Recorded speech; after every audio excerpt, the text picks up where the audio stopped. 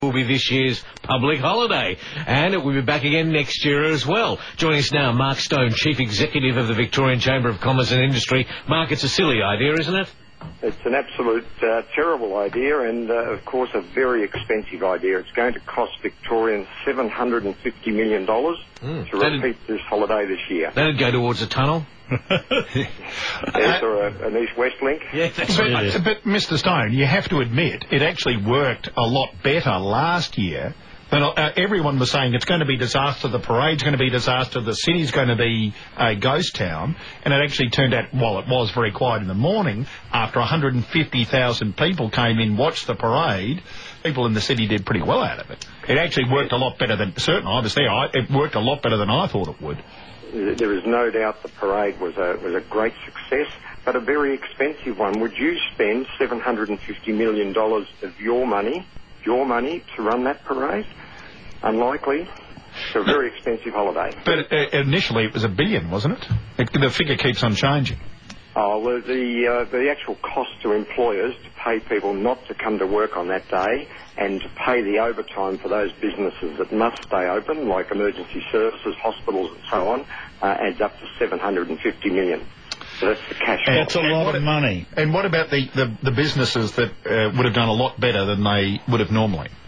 Very few did a lot better. So there was 30,000 West Coast Eagles fans in town. They would have been here with or without the holiday. So they were the ones that were filling the restaurants and the cafes.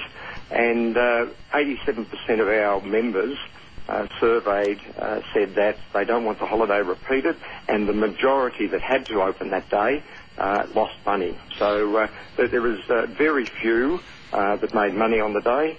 And it should not be repeated.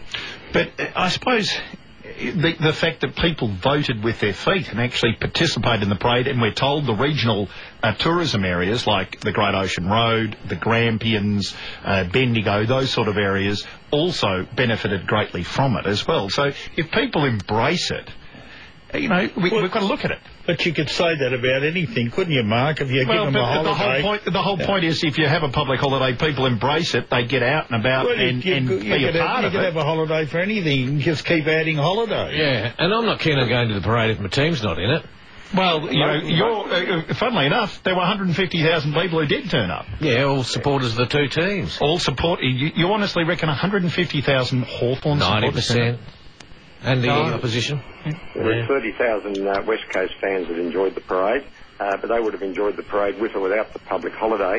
And most regional businesses, the majority of regional businesses, lost money. Yes, those in Torquay and down the Great Ocean Road, it was a bumper of a day. It was a great day for the beach, and a lot of people were going down to the beach anyway.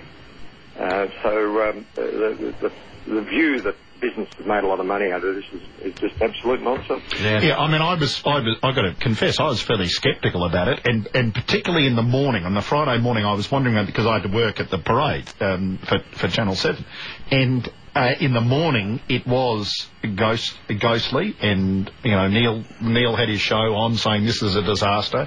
I understood all of that, but then all of a sudden, it was about 11:30, the place just filled, and the atmosphere in the city on that day was by far and away the best I've ever seen at one of the grand final parades, and that was with a team that wasn't even Melbourne-based. So I reckon it was... but the reality is 2 million people get a day off and 200,000 businesses pay for it. So from the government's point of view, it's much more popular to give 2 million people a day off than worry about the 200,000 businesses that are paying out the $750 million. All right, Mark, thanks for joining us. And, well, it's here for another couple of years at least, which is a madness, I reckon. Thanks for being part of the Sunday morning program as we say good morning to Glenn. G'day, Darren.